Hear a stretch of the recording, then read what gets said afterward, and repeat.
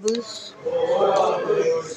Coisa boa estar aqui com vocês mais uma vez, sempre, né? Eu como tarefeira, como tarefeira da casa, é assim que eu me sinto, e eu me sinto honrada, né, de estar aqui aceitando o convite de Jesus sempre que a gente pode, né? A gente vem. Quem ganha, não só quem ganha é quem vem, é quem faz, é quem vem fazer, né? Quando a gente vem, a gente é que recebe. Então, é aquilo, né? Minha carteira foi assinada por Jesus, então, brincadeira. Olha, hoje eu vim falar desse livro, Jesus no Lar, que é um livro maravilhoso. O primeiro capítulo dele, ele vai falar do culto do Evangelho no lar, que é importantíssimo para a nossa vida, né? O culto do Evangelho no lar. E o segundo capítulo, que é o que nós vamos falar hoje, é sobre a escola das almas. O que é a escola das almas? O que é a escola das almas? Onde está a escola das almas? A escola das almas é a célula da sociedade, a primeira célula da sociedade, a nossa família. É onde a gente vem, é o cadinho onde a gente aprende todos os dias um pouquinho. É o local onde a gente é colocado para aprender, né? Para aprender, para se moldar junto com aqueles amores.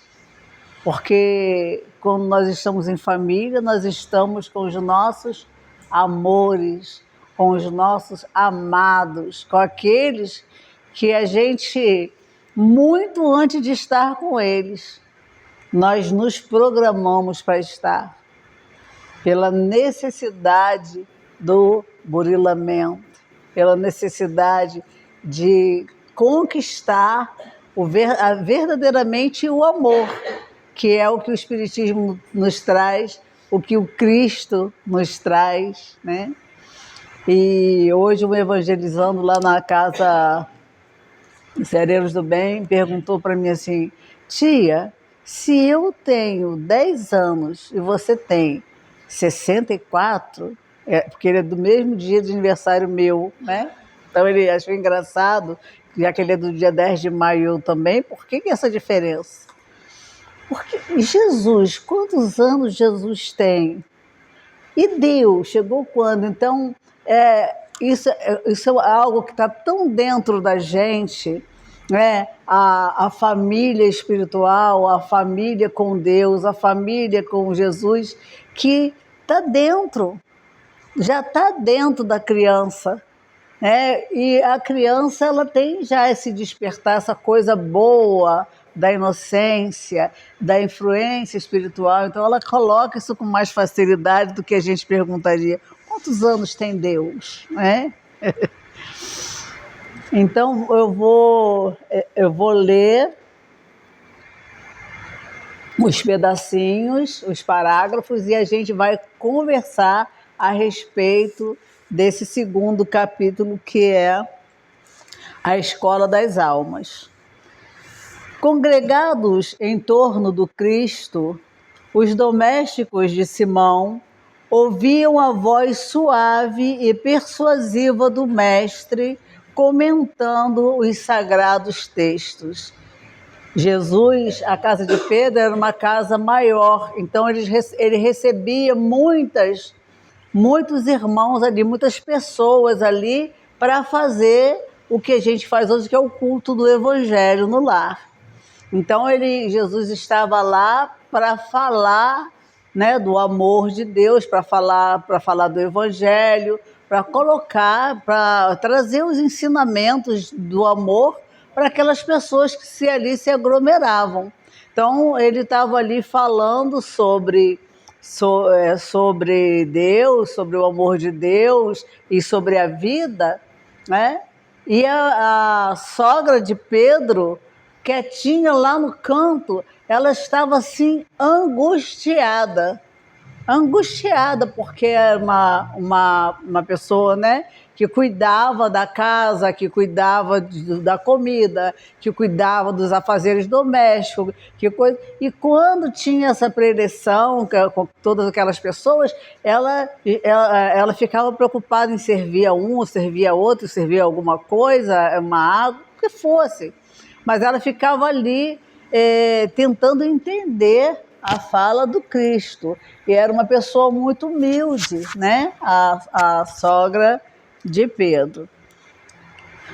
Quando a palavra divina terminou a formosa preleção, a sogra de Pedro indagou inquieta: Senhor, afinal de contas, que vem a ser a nossa vida no lar? E Jesus, percebendo o seu desejo real de saber sobre aquele assunto, Jesus respeitosamente vai responder a ela mais na frente, mas ele percebe que realmente ela quer saber. E quantas vezes nós, na nossa casa, na nossa vida, a gente faz essa pergunta íntima: o que eu estou fazendo aqui? Por que eu me casei com esse homem tão bonito?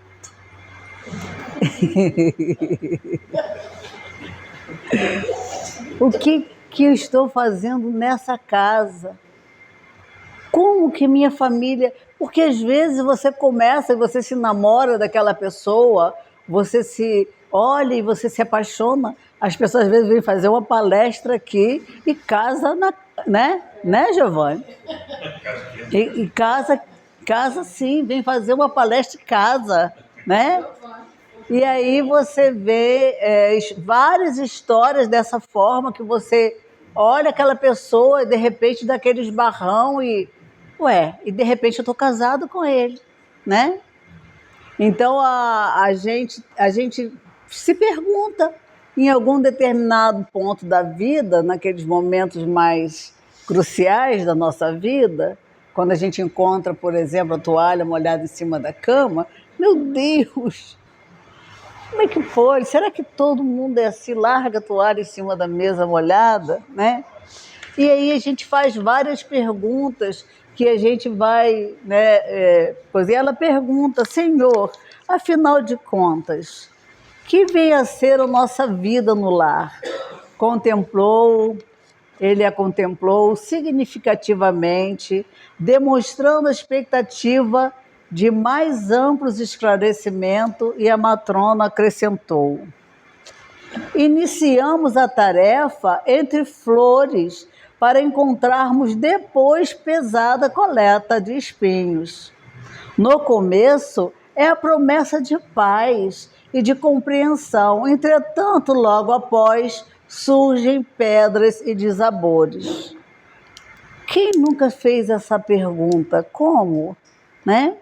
Você encontra, conhece aquela pessoa, se apaixona por ela, a vida é flores, é felicitações, é alegria, e aí a gente recebe o primeiro filho, e a alegria fica maior ainda, o amor fica ainda maior, chega o outro filho, e a família está se completando, e de repente começa a chegar as dificuldades.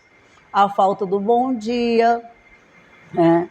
A falta do ajuste, da ajuda mútua, a falta de perguntar como foi o seu dia, a falta da conversa entre o casal.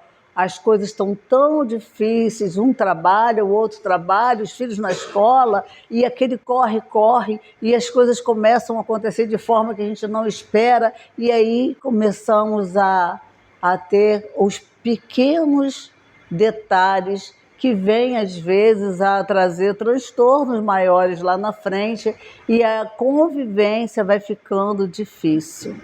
Então, quando ela pergunta todas essas coisas a Jesus, porque ela é uma mulher, uma chefe de família, e ela passou por todas as dificuldades, ela pergunta a Jesus, querendo de fato saber, porque ela confia no Mestre,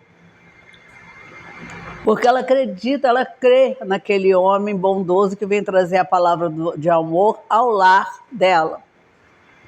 Então ela pergunta realmente para saber. E Jesus entende isso. Ele entende a aflição daquela mulher. E aí ele vai dizendo. E aí Jesus, reparando que a senhora Galileia se sensibilizava até as lágrimas, deu-se pressa Jesus em responder. Olha como é que Jesus respeita, né? Respeita o sentimento do outro. E como ele respeitava as mulheres nesse interim, nessas dificuldades. Porque ser mulher na época de Jesus não devia ser brincadeira, não. Né? Hoje as mulheres estão empoderadas, as mulheres trabalham, as mulheres dividem com seus esposos as dificuldades, as contas e também o serviço doméstico, na maioria das vezes, né? E é bem diferente, porque nós evoluímos, né? Todos nós. Tanto porque quando a gente desencarna, que vai encarnar de novo, a gente nunca sabe se a gente vai ser, ou seja, sem a programação divina, a gente só vai saber se vai ser mulher ou homem depois, quando vai reencarnar, né? Olha, não, essa vez eu fui seu esposo, então agora é sua vez de ser esposo, você sentir aí a dificuldade que é de ser mulher, a dificuldade aí de ser homem. Então, no mundo espiritual é tudo muito bem organizado, né? Eu tenho a impressão que... Eu gosto tanto de ser mulher que eu tenho a impressão que eu sou mulher há 200 encarnações. Eu penso, né? Não sei também. Agora, aí ele vai falar que ele percebe, né, o nervosismo, a aflição dela. Aí ele fala assim, ó, para ela: o lar é a escola das almas, o templo onde a sabedoria divina nos habilita pouco a pouco ao grande entendimento da humanidade. O lar é a escola, é o local que você é colocado para aprender com o outro, aprender do outro, aprender o respeito, aprender o amor. Ah, mas nós somos forçados a isso? Nós somos forçados a ir para a escola mesmo? Os nossos filhos, a gente não coloca eles na escola? E se a gente for perguntar para os nossos filhos, se você quer ir para a escola hoje, ele vai dizer o que para a gente? Pode, a minha neta de 4 anos, hoje é minha folga? Então ela diz que ela estuda todos os dias que tem feira. Então, sábado e domingo ela já sabe que é folga dela, né? Não tem feira, é a folga. Então a gente sabe, se a gente for colocar isso para uma criança, você quer ir para a escola? Então é o aprendizado, é a necessidade. Nós convivemos com as pessoas dentro do nosso seio familiar, mas para chegar até ali nós tivemos várias dificuldades. Fomos inimigos, fomos adversários, fomos vizinhos que não se davam lá muito bem. Trabalhamos na mesma empresa para poder ir se aproximando um pouquinho. Depois a gente passa a ser o melhor amigo. A gente não fala às vezes assim: eu me dou muito melhor com meu amigo do que com você. Eu falo para o irmão em casa, para a esposa: ah, mas tudo é seu amigo. Aí, mas o meu amigo me entende, meu amigo me compreende. Não sabendo ele que aquele amigo que entende, que compreende, ele está sendo preparado para viver com ele numa próxima encarnação dentro de casa. Porque você só sabe como é que é a pessoa quando você está convivendo com ela ali, né? Você sabe, eu falo para o meu marido assim: ai, dormimos tão bem, você não roncou, né? Aí ele fala para mim, mas você roncou. Então a gente sabe, a gente conhece o outro, a gente sabe do outro, sabe as dificuldades, e a gente precisa trabalhar nossa paciência. E como que você acha que Deus, na sua infinita misericórdia, vai dar paciência a você, a mim, a nós que estamos aqui buscando no Espiritismo as virtudes que a gente tanto necessita, tanto precisa, né? É dando o outro. É com o outro ao seu lado que você vai adquirir a paciência. Você fala assim, o seu neto chega, você tem toda a paciência do mundo. A pessoa chega, o seu marido chega cansado do serviço, você fala, se vira aí, que hoje eu só tive tempo para o meu neto. E a gente faz isso sem pensar. E a gente precisa trabalhar a nossa paciência e é com o outro. Então, quando a gente pede paciência, a gente tem que ter certeza que a gente já está pronto para adquirir essa virtude, né? Ou virtudezinha danada, né? Você pede paciência, ele te dá fila, ele te dá trânsito, ele te dá boleto para pagar, e por aí vai. Então, ele vai, eu tenho que vigiar que isso aqui é tão bom que a gente vai discorrendo de uma forma. O lar é a escola da alma, o templo, né, onde a sabedoria divina nos habilita pouco a pouco ao grande entendimento humano, ou seja, a gente vai para aprender. E sorrindo perguntou, olha só, quando a sogra de Pedro faz as perguntas a Jesus, ele percebe que ela de fato não sabe as respostas. Mas ele usa um aprendizado com ela, que ele vai fazer uma pergunta para ela, manêutica. Ele vai fazer uma pergunta para ela já sabendo a resposta, né? Ele já sabe que ela vai responder. Aí ele fala assim, o que fazes inicialmente as lentilhas antes de servi-las refeições? A interpelada respondeu titubeante, naturalmente, Senhor, cabe-me lavá-las, levá-las ao fogo, para que façam suficiente cozidas. Depois devo temperá-las, tornando-as agradáveis ao sabor. Então ele usa a figura da lentilha, que é um grão duro, né? E ele pergunta para ela se ela vai dar comida dura, vai dar cru, né? E quando nós recebemos os grãos, o arroz, o feijão, as coisas na nossa casa que nós preparamos para a nossa família com tanto carinho, porque nós somos co-criadores. Deus não nos dá o arroz cozido. A gente tem que vir 7 horas da manhã para fazer. Deus não nos dá a comida pronta, a menos que seja uma fruta, mesmo assim você tem que descascar, você é co-criador de Deus. Então ele permite que você tenha o alimento para você preparar e servir da melhor forma possível a sua família. Assim é o nosso sentimento. A gente precisa servir ao nosso que está ao nosso lado o melhor do nosso sentimento, da forma melhor, descobrindo o amor a cada dia, sem julgar, sem titubear, né? A gente precisa servir esse amor, esse sentimento da forma melhor possível. Porque foi uma escolha nossa, né? Ou foi escolha de Deus? Foi escolha nossa, estarmos com os nossos cônjuges hoje, estarmos juntos numa família, que nós, no mundo espiritual, nós dissemos, olha, eu vou nascer e fulano vai ser meu marido, fulano vai ser meu filho, fulano vai ser coisa, vamos estar juntos. Eu vou receber um parente que vai vir morar na minha casa. Então tá, vamos receber fulano, então eu vou ter mais essa pessoa, mais esse outra pessoa. A gente pede, porque a gente precisa estar com aquelas pessoas. são certinhas, são o nosso encaixe, é o nosso cadinho, né? É o nosso cadinho. Quando você pega assim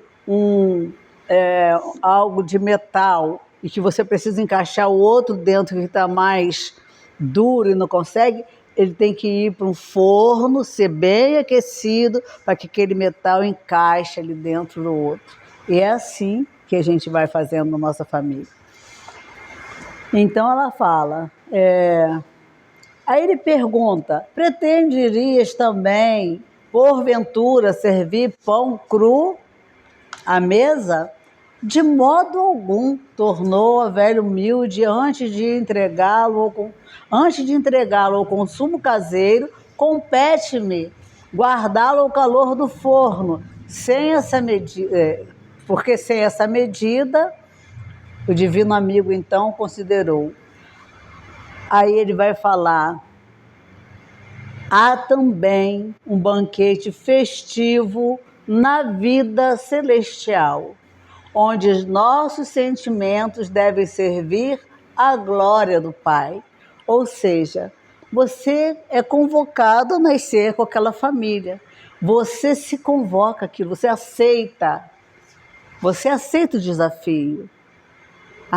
Vamos resolver logo isso de uma vez, vamos lá, vamos casar, vamos ter nossos filhos e depois a gente troca.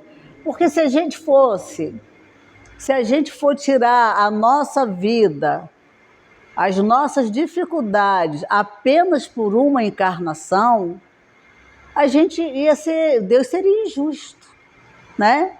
Estou passando por isso, por essa dificuldade. Hoje desencarnou uma cliente minha que completou 19 anos no leito desde que nasceu. Uma criança, Esther, ela desencarnou hoje, ela ao nascer teve uma síndrome, precisou fazer uma cirurgia, perdeu um braço, depois e a família ali em volta, sofrendo, amparando, criando, fazendo tudo. E é isso aí mesmo, é desse jeito. Mas não é possível, por que essa menina que não fez nada, só nasceu e já perdeu o braço e depois perdeu a perna e viveu até os 19 anos? Por quê? O Espiritismo tem essa bondade de nos trazer, né? De nos dizer que isso é necessário. Agora imagina, se a Esther tivesse vivido apenas essa encarnação, Deus seria justo? Então a gente pensa, né, que ela hoje, livre desse corpo físico, na pátria espiritual, já está lá sendo tratada, provavelmente um hospital no mundo espiritual sendo tratada e dizendo, parabéns Esther, você conseguiu, porque foi expiação para ela, mas foi prova para a família dela. E a família dela também conseguiu. Quando eles retornarem à pátria espiritual, eles vão saber que eles conseguiram passar por isso. Então, as dificuldades, elas estão ali para a gente conseguir ultrapassá-las, para a gente conseguir demovê-las, para a gente conseguir conversar e chegar a um ponto de ter um entendimento. O homem endemoniado que o Cristo cura, né, que ele se jogava muitas vezes ao fogo, endemoniado, aquele sofrimento, e aí Cristo cura. A primeira coisa que ele fala para Jesus, ele fica tão feliz que ele diz, eu quero te seguir, Senhor. Jesus vira para ele e diz, primeiro vai até a sua família e diz a ele o quanto o Senhor é bom, quanto Deus foi justo contigo. Vai lá, se resolve com a sua família, porque ele não era aceito pela família, porque ele era um endemoniado, né? Então, a história lá em Mateus. Então, Mateus relata isso para a gente. Então, se ele era um endemoniado, a família não aceitava, ele vivia lá, jogado pelos cemitérios, e Jesus vai e cura. Se a gente fala, você fala assim, eu fui curado aqui na casa de luz, não, então segue a gente agora. Não, agora você tem a obrigação de seguir a gente. Jesus não. Ele diz, vai lá, se organiza com a sua família, diz para ele o quanto Deus é bom, para que a sua família veja que realmente você está curado. E é assim, as dificuldades que nós temos é para vencer na vida. As dificuldades que a gente precisa passar é para que a gente vença mesmo, para que a gente chegue no final e volte e diante daqueles olhos de Jesus, quando ele perguntar, e aí, como é que foi lá na terra? Como é que vocês se... Senhor, não deu não. Não aguentei 3 meses, estava difícil. Então você vai voltar lá de novo, né? É como você... mas eu não mereço. Gente, eu não mereço isso.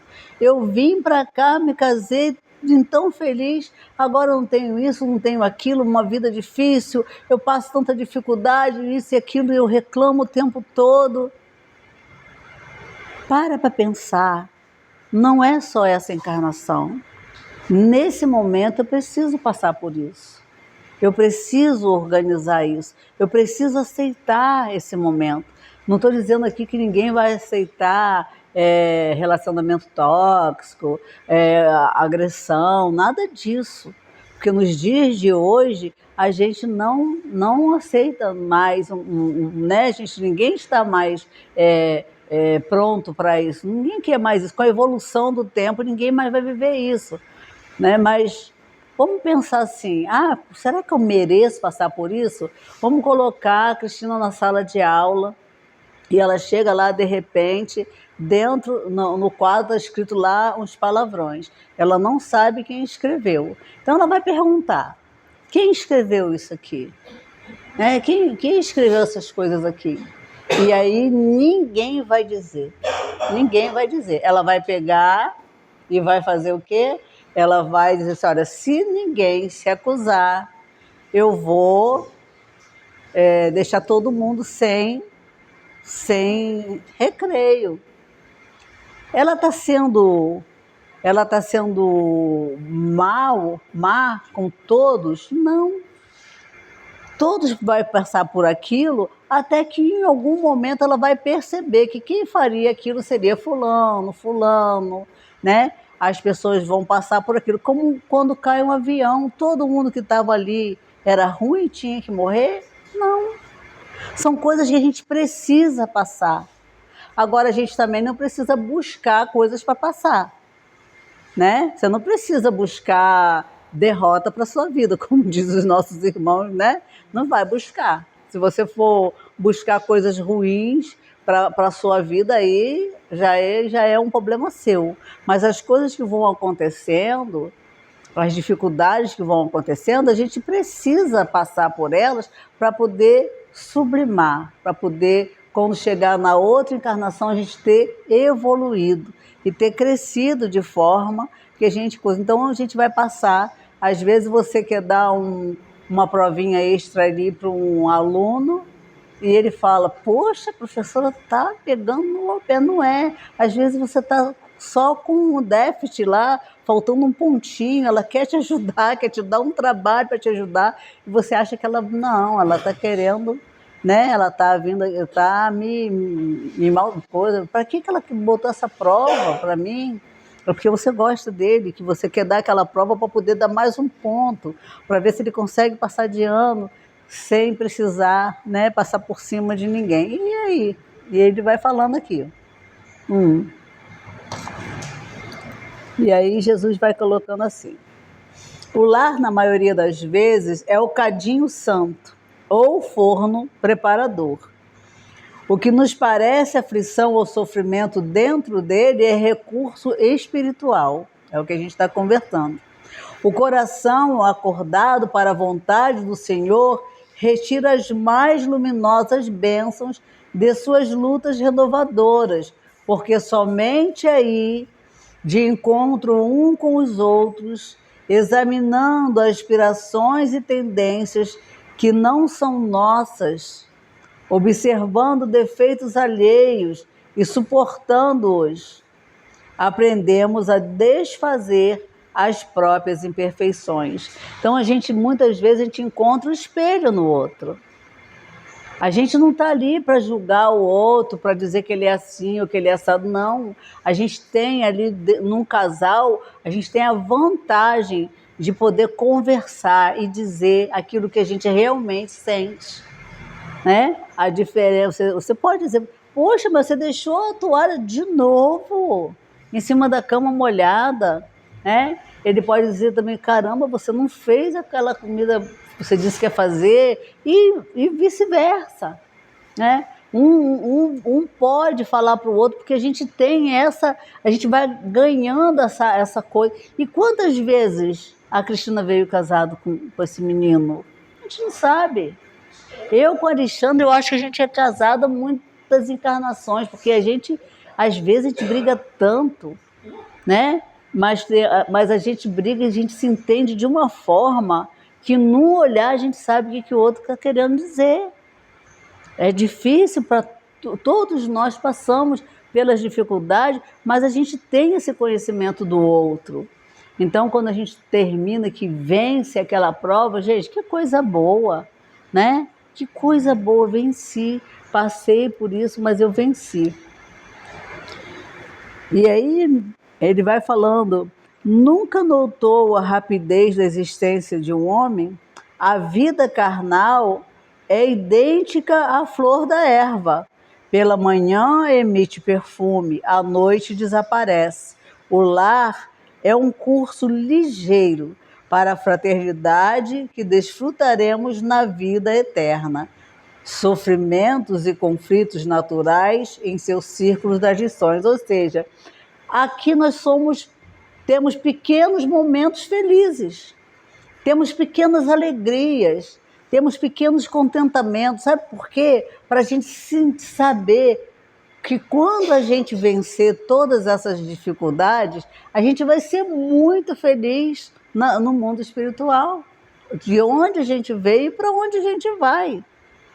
É chegar lá com alegria e dizer, caramba, consegui conquistar a paciência, caramba, consegui resolver aquele assunto que estava emperrado, poxa, eu consegui.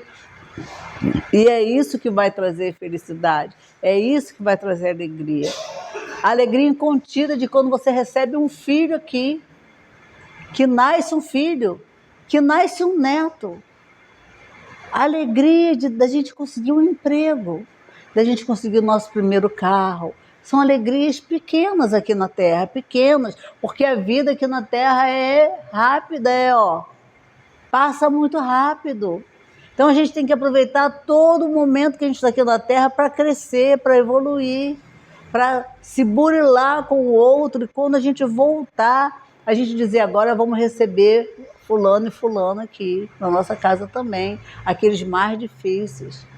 Porque Deus não dá cruz pesada a ninguém que não possa carregar. Tudo que a gente recebe, pode ter certeza absoluta, todas as coisas que recebemos, todas as dificuldades que passamos, nós temos condição de resolver, senão ele não nos daria.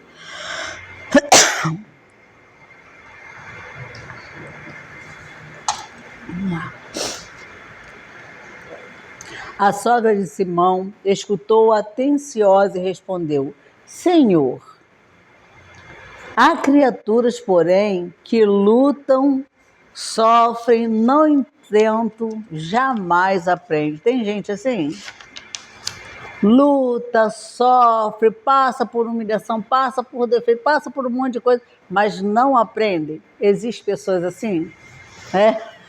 Algumas, né? Nem vamos parar para falar desse assunto. É isso. E aí vem essa parte, já estamos finalizando, uma parte muito importante para a gente perceber assim, o amor de Deus pela gente não é brinquedo, não é pouquinha coisa, não. O Cristo pousou na instrutora os olhos muito lúcidos e tornou a indagar: que fazes das lentilhas endurecidas que não cedem à ação do fogo? E aí? O que é feito dessas pessoas? Que cozinha, cozinha, cozinha, cozinha, cozinha, mas não amolece. O que é feito dessas lentilhas? Ele já falou lá que a alegria, a felicidade está no mundo espiritual, que a gente é feliz lá, que a gente vai ser feliz lá, né? no céu, na glória, onde a gente quiser pensar, né? Então, a gente vai ser feliz lá. Mas e aí? Mas e se a gente não amolecer? E se a gente não conseguir resolver o nosso problema no cadinho, ali, no lar, né, na escola das almas? Se a gente não amolece o nosso coração, não consegue perdoar, não consegue amar, passa por um monte de coisa ruim, mas a gente continua ali duro. Não, eu sou, né? Eu sou aquela ervilha dura, eu sou aquela lentilha que não adianta. Como é que a gente fala? Síndrome de Gabriela, né? Eu nasci assim, você sempre assim, vou morrer assim. Aí ela diz assim, ó, sem dúvida, atiro ao monturo, ao lixo, porque feririam a boca do comensal descuidado e confiante. Quer dizer, a pessoa vai comer aquela lentilha achando que está macia e de repente vai se machucar porque ela está dura ainda, não, né? E aí ele fala, olha essa fala de Jesus. Ocorre o mesmo, terminou o Cristo, com a alma rebelde às sugestões edificantes do lar. A luta comum mantém a fervura benéfica, ou seja, não foge da luta, mas combata o bom combate, como diz Paulo. Às vezes é necessário a gente botar a água do pensamento na boca e ficar ali, quietinho, sem falar nada. Não é fugir, não é deixar para lá, não é encerrar um relacionamento porque houve uma coisa dura, difícil. Não. É você parar, pensar, analisar e depois que passar aquele momento de fervura, você ir lá, retira a lentilha de novo, separa a que está dura, a que está mais macia. E aí você vai ter assim, uma outra, né, uma oportunidade de conversar com aquela pessoa e dizer, olha só, eu acho que eu errei. Aí ele, eu também acho que errei e tal, e aí a conversa já vai ser outra, já vai ter coisa. Mas a gente não pode fugir da luta. A luta é necessária. A discussão, discutir para evoluir é necessário. Não é brigar, é discutir a questão, é falar sobre a questão. Isso é muito necessário. É necessário, porque o outro, ninguém tem bola de cristal. Ninguém sabe se você está sentindo isso ou aquilo se você não falar.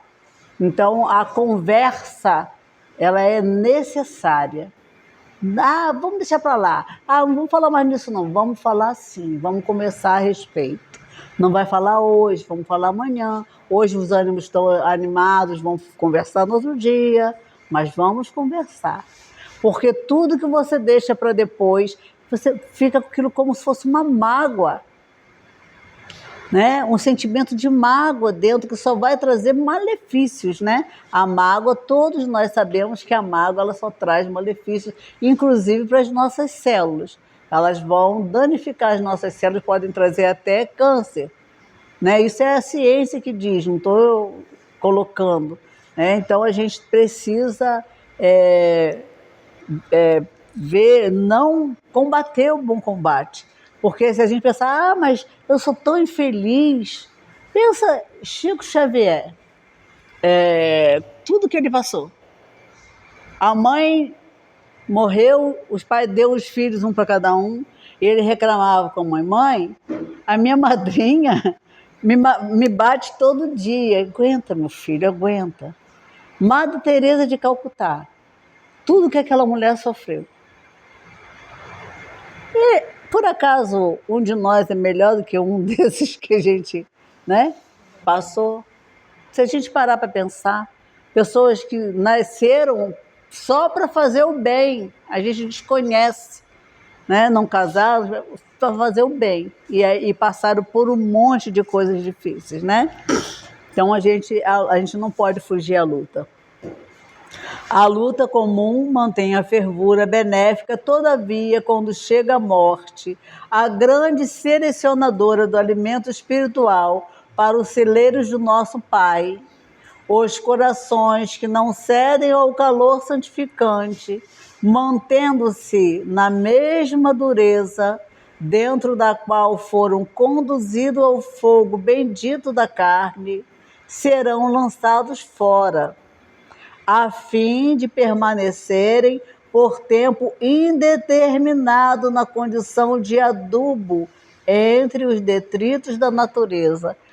Olha a bondade de Deus.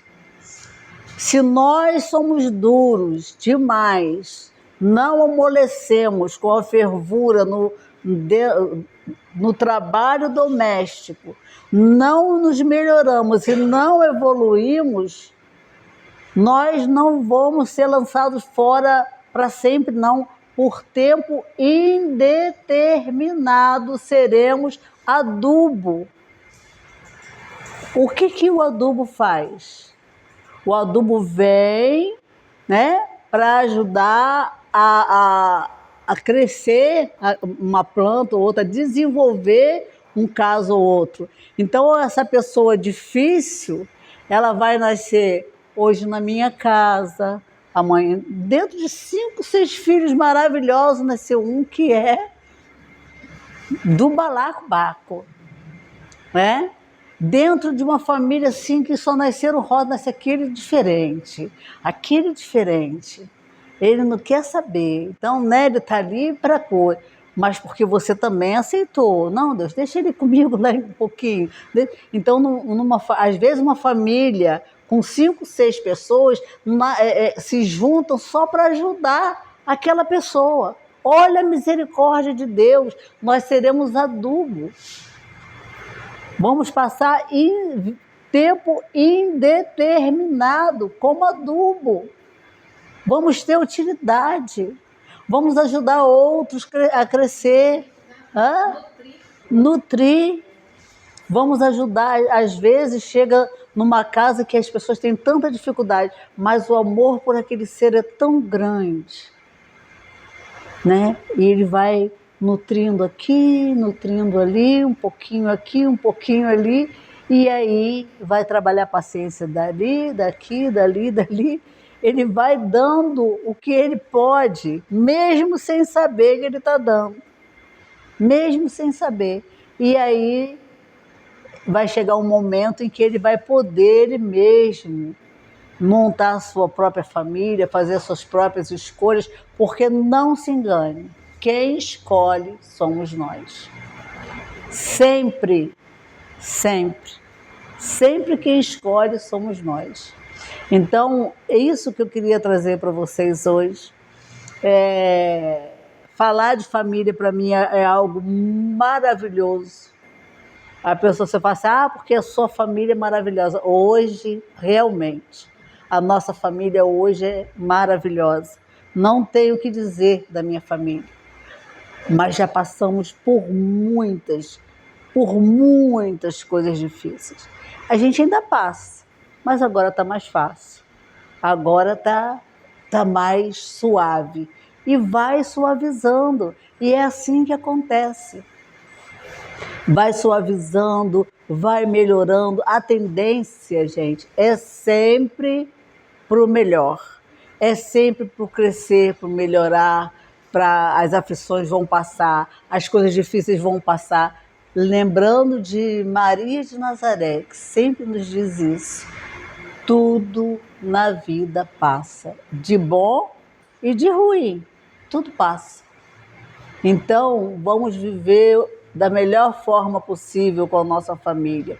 Vamos cozinhar, né? Vamos ser co-criadores de Deus, fazendo com que esse amor ele seja cada vez maior dentro do nosso seio familiar. Vamos fazer o nosso culto do Evangelho do lar. Vamos escolher um dia. Se não der para ser sempre no mesmo dia, faça quando der.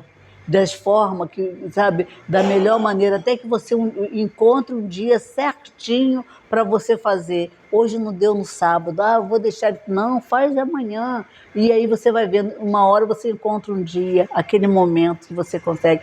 Mas eu estou sozinho, faz sozinho. Mas eu só estou com um, faz com aquele um que está ali. Isso vai fazer bem para a sua família. O culto do Evangelho no lar vai trazer aquele frescor das rosas, sabe? Aquele frescor das rosas que vai te envolver de uma forma que você vai conseguir ver o outro de outra maneira. Então vamos amar aqueles que estão com a gente, porque foi escolha nossa.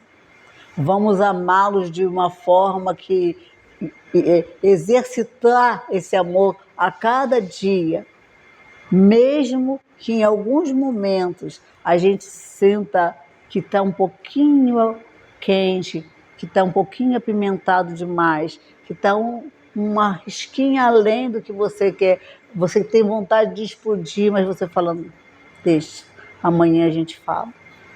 E aí, vivendo assim, conseguindo organizar e trazer o amor para aquele seio familiar.